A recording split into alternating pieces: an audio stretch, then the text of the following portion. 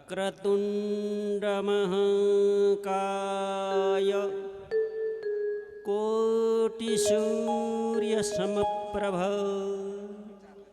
निर्विघ्नं कुरु मे देव सर्वकार्येषु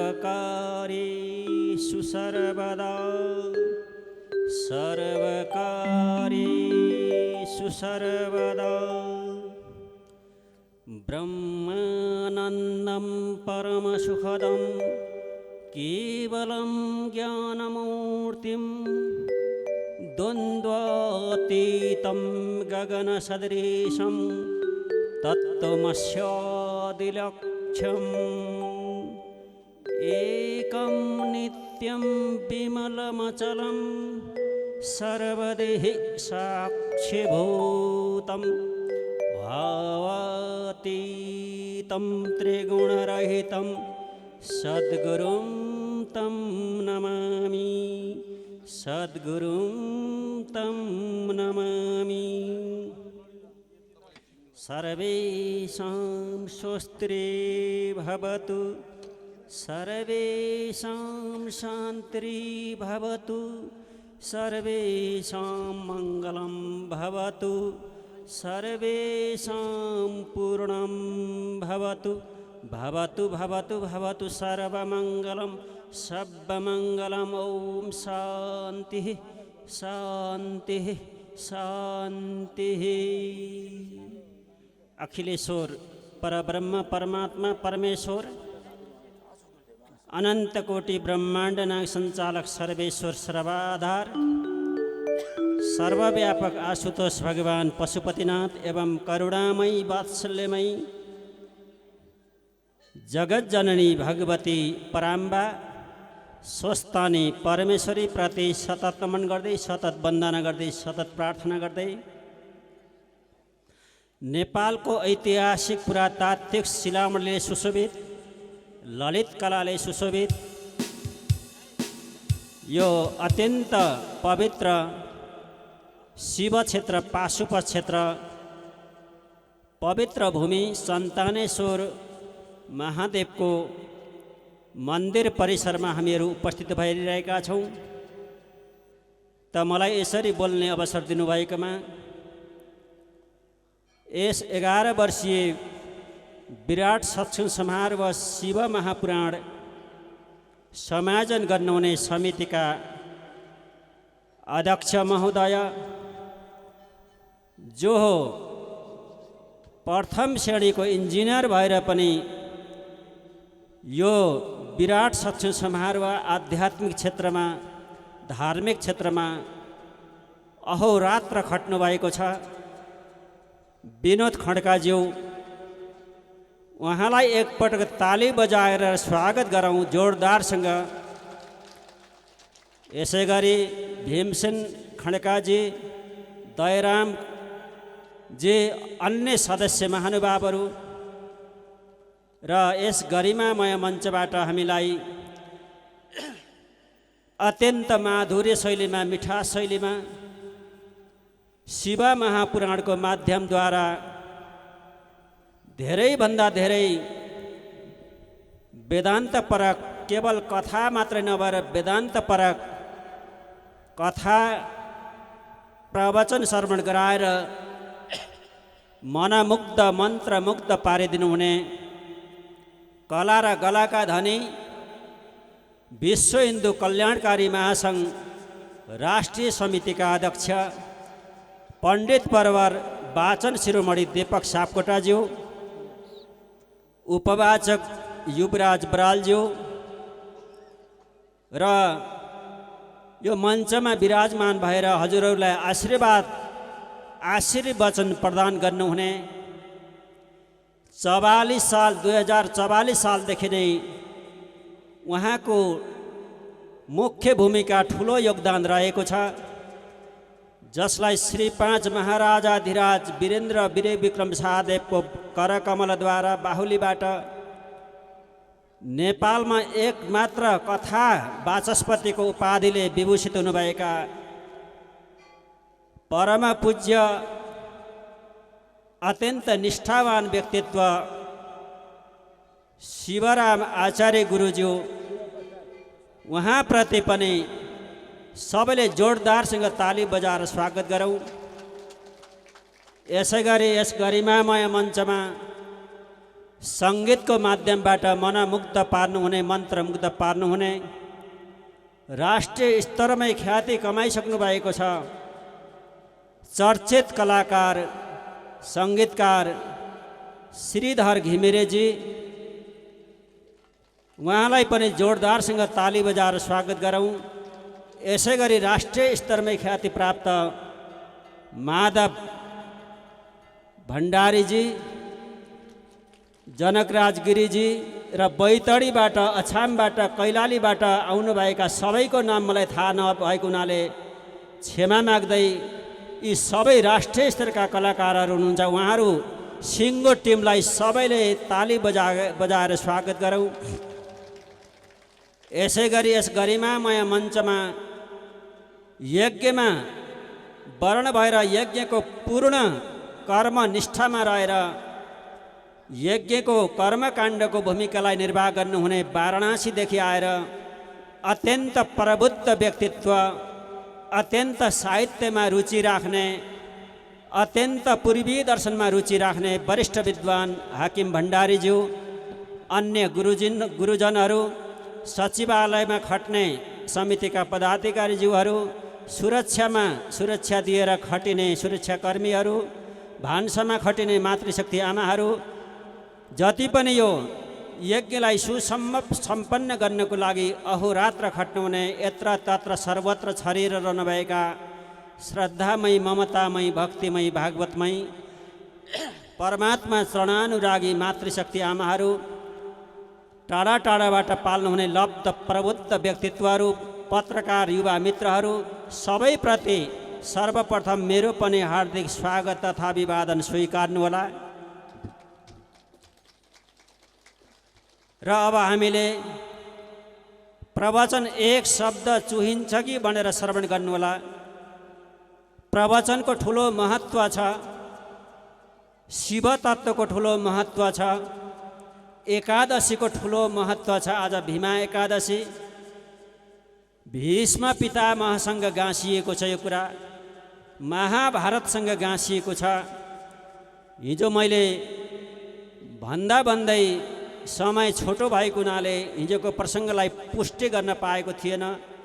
आज त्यो प्रसङ्गलाई मैले पुष्टि गर्न चाहन्छु।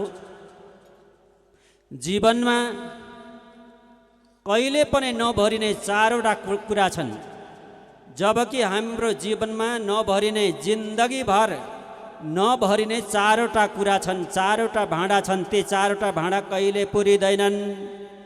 यसको प्रमाण कहाँ छ त भन्दाखेरि शिव पुराण प्रमाण छ।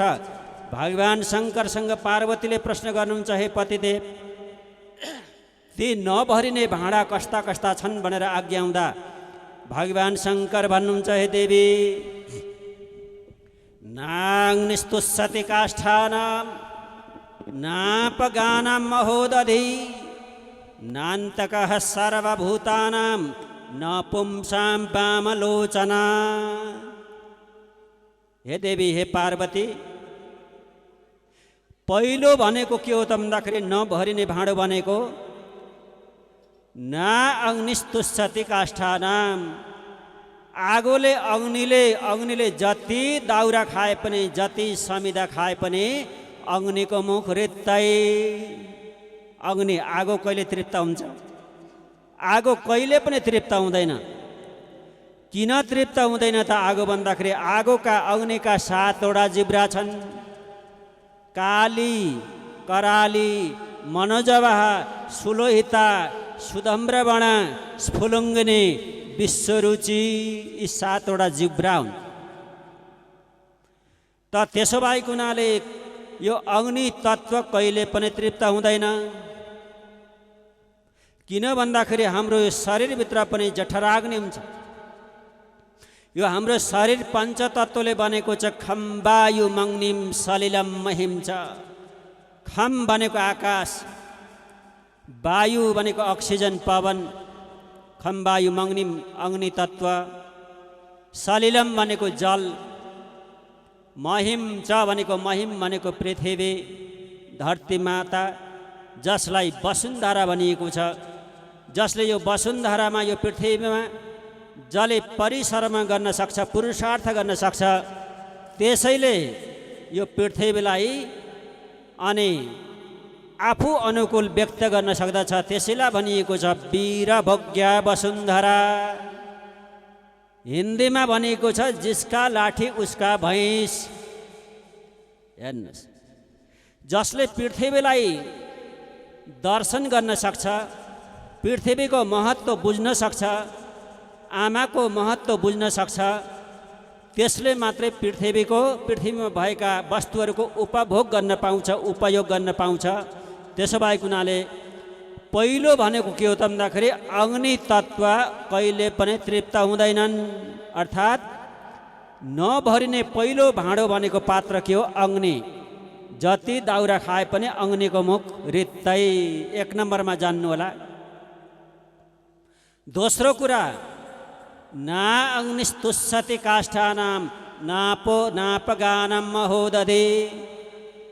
नदी नालाहरू जति मिसिए पनि समुद्र कहिले पनि भरिँदैन। समुद्र जस्ताको तस्तै हुन्छ। समुद्रमा जति वर्षा भए पनि समुद्र जस्ताको तस्तै हुन्छ। समुद्र पनि कहिले तृप्त हुँदैनन् जति नदी नालाहरू मिसिए पनि। आत्माबाट आकाश, आकाशबाट वायु, वायुबाट तेज, तेजबाट जल, जलबाट के भएको छ? थल भएको छ। त्यो थलबाट के भएको छ? थलमा बसेका प्राणीहरू अनि थर गोत्र प्रवर भएका छन्। त्यसो भएको हुनाले जति पानी नदी नाला मिसिए पनि समुद्र कहिले तृप्त हुँदैनन्। 2टा कुरा जान्नुहोस् है। अब 3 नम्बरमा, नान्तकः सर्वभूतानां।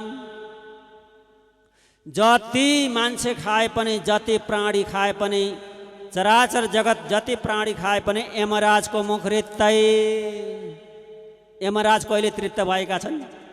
मृत्युराज कहिले पनि तृप्त भएका छन्। खाइरहेका छन्, खाइरहेका छन्, खाइरहेका छन्, तर कहिले तृप्त भएका छन्? 3टा।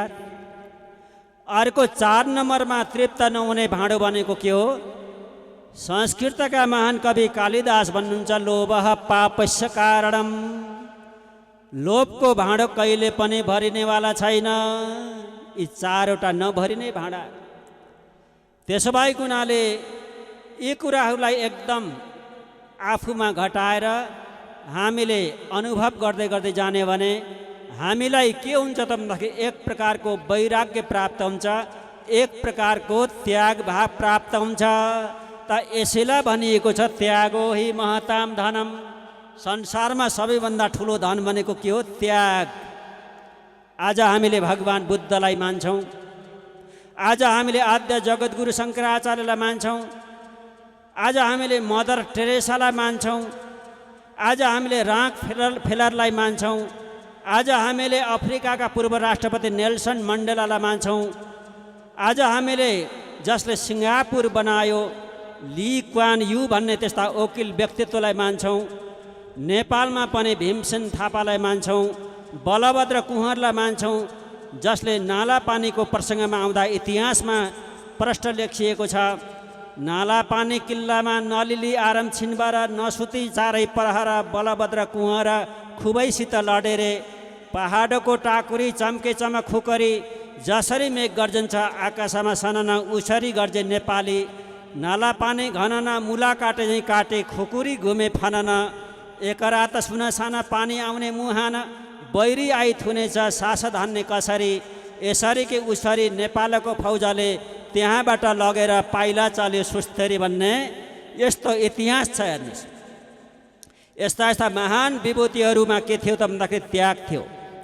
रामायणको प्रसङ्ग कोट्याउने हो भने, पुराणको प्रसङ्ग कोट्याउने भने, श्रीमद् भागवतको प्रसङ्गलाई कोट्याउने भने भरतले कसलाई त्यागे त भन्दाखेरि आफ्नै आमालाई त्यागे, विभीषणले कसलाई त्यागे त भन्दाखेरि आफ्नै दाजुलाई त्यागे, आफ्नै भाइलाई त्यागे, शुक्राचार्यले बलिले कसलाई त्यागे त भन्दाखेरि आफ्नै गुरु शुक्राचार्यलाई त्यागे।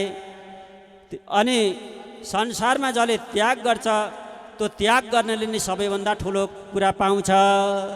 जसले त्याग गर्छ उसले सबैभन्दा ठुलो कुरा पाउने भएको हुनाले हामीले अलिकति भए पनि त्याग गर्न सक्नुपर्छ। अब त्याग्ने भनेको के हो त भन्दाखेरि त्याग्ने भनेको काम, क्रोध, लोभ, मोह, मद, मात्सर्य यी 6 प्रकारका शत्रुलाई त्याग्नु भनेको हो। अरू त्याग होइन। गीताले के सन्देश दियो त? हिजो गीताको प्रसङ्गमा मैले थोरै जानकारी दिँदै थिएँ। गीताले दीपक गुरुले भन्नुहुन्थ्यो गीता पढ्यो भने त पहिला पहिला बौलाइन्छ भन्थे, होइन। गीता पढेर बौलाइने भनेको होइन। गीताले सन्तानेश्वरमा नजाऊ भनेको छैन। गीताले घरै छोडेर गुफामा गएर बस भनेको छैन। गीताले खरानी घसेर एकदम साधु भएर महात्मा भएर हिँड भनेको छैन। गीताले सम्पत्ति नकमाऊ भनेकै छैन। गीताले देश विदेश नजाऊ भनेकै छैन। गीताले यति मात्रै भनेको छ। के भनेको छ गीताले? घरमा बस, घरमा पस, तर घरमा नफस। सच्चिदानन्द भगवानको गीताले यति मात्रै भनेको छ। घरमा बस, घरमा पस, तर घरमा नफस। आसक्ति हेर्नुहोस् कस्तो हौ भन्छ गीताले। गीताले के भन्छ भन्दाखेरि सत्सङ्गत्वे निस्सङ्गत्वम, निस्सङ्गत्वे निर्मोहत्वम, निर्मोहत्वे निश्चलितत्वम, निश्चलितत्वम जीवन मुक्ति। गीताले के भन्यो? हाम्रो सनातन दर्शनले के भन्यो? शिव पुराणले के भन्यो? वेदले के भन्यो? दर्शनले के भन्यो? समग्र पूर्वीय सनातन दर्शनले के भन्यो भन्दा सत्सङ्ग गर। सत्सङ्ग किन गर्ने? सतानाम सज्जन सङ्ग इति सत्सङ्ग। हेर्नुहोस् संसारमा 3टा कुरा दुर्लभ छन्, याद गर्नुहोला। 3 प्रकारका कुराहरू दुर्लभ छन्। पहिलो दुर्लभ वस्तु भनेको के हो? मनुष्य जन्म दुर्लभ छ। यो बडा भाग्यले, बडा पुरुषार्थले जन्म जन्मको प्रारब्ध पूर्व कर्म सञ्चित भएको हुनाले यो मनुष्य जन्म मिलेको छ। महर्षि चाणक्य भन्नुहुन्छ पुनर्वित्तम पुनर्मित्रम पुनर्भार्य पुनर्महि जे तत्सर्वं पुनर्लभ्यम न शरीरम पुनः पुनः। पुनर्वित्तम पैसा सकियो भने, धन सकियो भने फेरि पनि जोडजाम गर्न सकिन्छ, धन कमाउन सकिन्छ। पुनर्मित्रम एकचोटि साथी रिसायो भने, मित्र रिसायो भने त्यो पनि फेरि मिल्न आउँछ। हेर्नुहोस् सधैँभरि रिसाउने होइन, एकछिन बिसाएको मात्रै हो। पुनर्मित्रम साथी फेरि भेटिन सकिन्छ, भेट्न सकिन्छ। पुनर्भार्य पुनर्भार्य पुनर्महि श्रीमती पनि फेरि पनि विवाह गर्न सकिन्छ। श्रीमतीले श्रीमान पाउँछ, श्रीमानले श्रीमती पाउँछ, यो दुवैमा लागू हुन्छ। पुनर्महि जग्गा एकचोटि गयो गुमाइयो भने फेरि पनि त्यो जग्गा जोडजाम गर्न सकिन्छ, किन्न सकिन्छ। तर यो जीवन बार बार पाउन धेरै दुर्लभ छ। दुर्लभ हो मानुषो देहो देही नाम क्षणभङ्गुरा। दुर्लभ छ यो मनुष्य जन्म। देवताहरू पनि लालायित हुन्छन्, कहिले हामीले मनुष्य जन्म पाउँला, कहिले मनुष्य जन्म पाइएला भनेर देवताहरू पनि लालायित हुन्छन् मनुष्य जन्म पाउनको लागि। त्यसो भएको हुनाले 1 नम्बरमा मनुष्य जन्म दुर्लभ छ। त्यो मनुष्य जन्म दुर्लभ भएको हुनाले एकपटक पाएको जीवनमा सधैँभरि राम्रा कुराहरू पाइँदैन, सधैँभरि अवसर पाइँदैन। हेर्नुहोस् त्यसो भएको हुनाले मनुष्य जन्म दुर्लभ भएको हुनाले हामीले 11 दिनको समयलाई सदुपयोग गरौँ, एकदमै सदुपयोग गरौँ। जसले जे छ श्रम दिएर, वचन दिएर, अनि सल्लाह दिएर, सुझाव दिएर, धन दिएर सहयोग धेरै प्रकारले गर्न सकिन्छ। धन मात्रै सहयोग होइन। शङ्कराचार्यका गुरु, आद्य जगद्गुरु शङ्कराचार्यका गुरु गौडपाद भन्नुहुन्छ, मानुषम दैवम च वित्तम। संसारमा दुई प्रकारका धन छन्, एउटा सांसारिक धन छ भने अर्को ननासिने धन छ। ननासिने धन, एउटा नासिने धन। ननासिने धन भनेको के हो त भन्दाखेरि जुन धनले गर्दा हामी बार बार यो संसारमा आते जाते गरिरहन पाउँछौँ, यो संसारमा राम्रो सत्कर्म गर्न पाउँछौँ, फेरि मनुष्य जन्म हुन्छ नि, फेरि देवताको जन्म, मनुष्य जन्म भएर फेरि हामी संसारमा हजारौँ वर्षपछि पनि फेरि यो पृथ्वीमा भोग गर्न आउँछौँ सच्चिदानन्द भगवानको। यो मनुष्य जन्मको महत्त्व बुझ्नको लागि हामीलाई के चाहिन्छ त भन्दाखेरि संसारमा मानिस कति कुराले पतन हुन्छ त भन्दाखेरि त्यतातिर हामी जानुपर्छ। मनुष्य जन्म त्यति बेला हामीले मनुष्य जन्मको महत्त्व त्यति बेला बुझ्न सक्दैनौँ। कति बेला? जब मानिस कति कुराले पतन हुन्छ त भन्दाखेरि 4 कुराले पतन हुन्छ मान्छे। पहिलो कुरा, मान्छे अन्न दोषले पनि पतन हुन्छ, मान्छे सङ्ग दोषले पनि पतन हुन्छ, मान्छे भक्ति नहुँदा पनि पतन हुन्छ, भक्ति विमुख भए पनि मान्छे पतन हुन्छ, मान्छे चरित्रमा रहेन भने, आचरणमा रहेन भने पनि पतन हुन्छ सच्चिदानन्द भगवानको। एकदम ध्यान दिएर सुन्नु होला। मान्छे अन्न दोषले कसरी पतन हुँदो रहेछ, राम्रो एउटा दृष्टान्त जसलाई एक्जाम्पल भन्छौँ हामीले, त्यो कुरा सुन्नुहोस् किन समय थोरै छ। अन्न दोषले मान्छे कसरी पतन हुन्छ त? यो महाभारतको प्रसङ्ग एक दिनको कुरा हो। भीष्म पितामह अर्जुनको बाण लागेर सरसैयामा हुनुहुन्थ्यो। अर्जुनको बाण लागेर शरीरबाट त्यो बाणका तिखा चुच्चाले रोपिएका ती बाणका तिखा चुच्चाहरू पछाडिबाट, अनि ती तिखा चुच्चाले घोचिएको हुनाले पछाडिबाट रगत बगिरहेको थियो। याद गर्नु होला। त सरसैयामा बसेको अवस्थामा भीष्म पितामहले श्रीकृष्ण शरणम मम, श्रीकृष्ण शरणम मम, श्रीकृष्ण शरणम मम भनेर भगवान् श्रीकृष्णको जप गरिरहनु भएको थियो। हिजो मैले भनेको थिएँ, संसारमा मन विचलित भएको अवस्थामा संसारका दार्शनिकहरूले 3टा कुरा पत्ता लगाए, 3टा औषधि पत्ता लगाए। पहिलो कुरा पत्ता लगाए, मौनेन कलहो नास्ति, मौन रहो। मौन रहनुपर्छ। मौनम सम्मति लक्षणम भनिएको छ। मौनम सम्मति लक्षणम, साइलेन्स इज हाफ कन्सेन्ट भनिएको छ। यसलाई हेर्नुहोस्, संसारमा सबैभन्दा ठुलो औषधि हो मौन रहने कला, 1 नम्बरमा। दोस्रो औषधि भनेको के हो त भन्दाखेरि मन्त्र जप्दै रहो। मन्त्र जपिरहनुपर्छ। हेर्नुहोस्, पहिलो औषधि भने मौन रहने कला, दोस्रो औषधि भने मन्त्र जपिरहने। जप्दाखेरि के फाइदा हुन्छ? जकार जन्म विच्छेद, पकार पाप नाशन। जन्म जन्मको पाप र ताप नाश गर्ने भएको हुनाले यसको नाम के रह्यो? जप। त्यही भएर 108 को माला हामीले जप्छौँ नि। ओम नमः शिवाय, ओम नमो भगवते वासुदेवाय, ओम नमो तस्स भगवतो अरहतो सम्मा सम्बुद्धस्स। बौद्ध दर्शन मन्त्र जप्दै जप्दै जप्दै गएको हुनाले जापानमा बुद्ध, भगवान् बुद्धलाई बढी मान्ने चलन छ जापानमा। जापानका ती बुद्धिस्टहरूले, लामाहरूले, भन्तेहरूले के गर्छन्? जति बेला पनि मन्त्र जपिरहन्छन्, ओम नमो तस्स भगवतो अरहतो सम्मा सम्बुद्धस्स भनेर।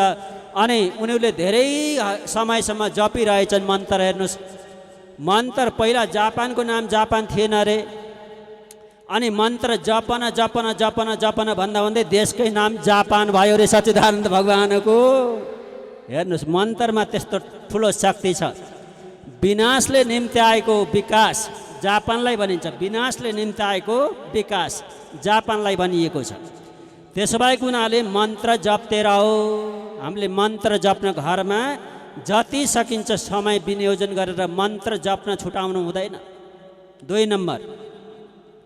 तेस्रो नम्बर छुटाउन नहुने संसारमा मौन रहो, मन्त्र जप्ते रहो और मुस्कुराते रहो। सच्चिदानन्द भगवानको जति बेला पनि प्रसन्न खुसी रहनुपर्छ।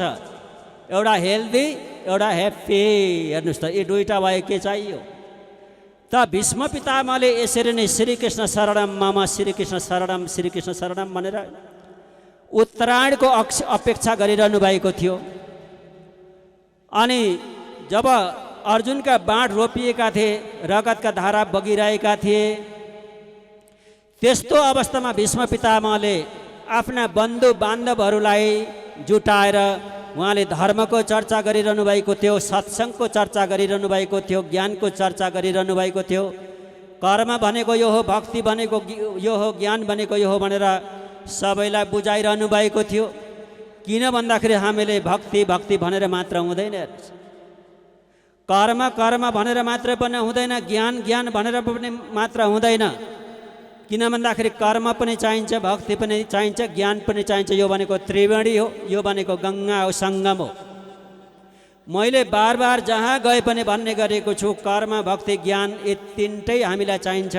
कर्म रूपी खाडलमा भक्ति रूपी बिरुवा रोपिदिने अनि ज्ञान रूपी फल खाने।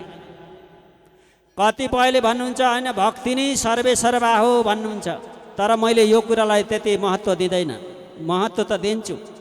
र आफै भन्नुहोस् हजुरले, भात भात भात भात भात भनेर के भात पाक्छ? भात भन्ने शब्द केबाट आएको छ? भत भत भत भत भत भत छड्किन्छ नि, हो त्यसबाट भत भत भत भन्दा भन्दै भात भन्ने शब्द आएको छ। भात भात भनेर मात्रै भात पाक्दैन।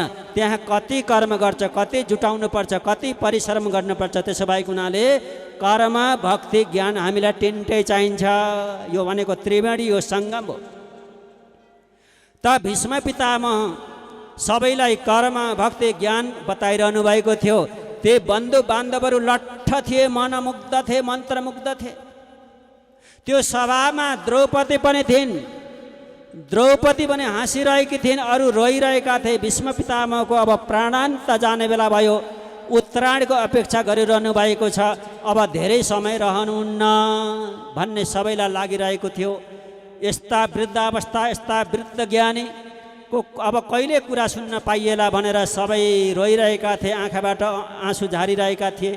तर त्यो सभामा एउटी द्रौपदी थिइन्, एउटी नारी थिइन्। त्यो द्रौपदी भने हाँसिरहेकी थिइन्। हाँसोका प्रकार हुन्छन्, हेर्नुहोस्। कतिपय हाँसोले के गर्छ भने बर्बाद पार्छ, हामीलाई जिन्दगी बर्बाद पारिदिन्छ। कोही हाँसो त्यस्तो हुन्छ। हसन्ती दुर्जनास्तत्र भनिएको छ। कोही मान्छे बाटोमा हिँडिरहेको छ, बाटोमा हिँडिरहेको अवस्थामा कोही लड्यो भने त्यति बेला हाँस्नु हुँदैन। हामीले खित्का छोडेर हाँस्छौँ नि, त्यो लडेको बेलामा नहाँसेर हामीले तुरुन्तै उपचार औषधि गर्नुपर्छ। हेर्नुहोस्, त्यो महानता हो। कोही लड्यो भने हाँस्नु मूर्खता हो। एउटी द्रौपदी भने त्यो सभामा हाँसिरहेकी थिइन्, जबकि भीष्म पितामहले धर्मको चर्चा गरिरहनु भएको थियो। न सा सभा यत्र न शान्ति वृद्धा, वृद्धा नते एन वदन्ति धर्मम। महाभारत। त्यो सभा होइन जुन सभामा बुढो मान्छे छैन। त्यो सभा होइन जुन सभामा बुढो मान्छे छैन। त्यो बुढो होइन जसले धर्मको चर्चा गर्दैन, अध्यात्मको चर्चा गर्दैन। म को हुँ, यो संसार के हो, मेरो कर्तव्य के हो, हु एम आई भनिन्छ नि अङ्ग्रेजीमा। म को हुँ, यसको खोजी गर्दैन, स्वको खोजी गर्दैन, आफ्नो खोजी गर्दैन, भित्रको शान्ति खोजी गर्दैन भने त्यो बुढो होइन। त्यो सभा होइन जुन सभामा बुढो मान्छे छैन। त्यो बुढो होइन जसले धर्मको कुरा जान्दैन, धर्मको चर्चा गर्दैन। त्यो धर्म होइन जसमा छल कपट र आडम्बर छ।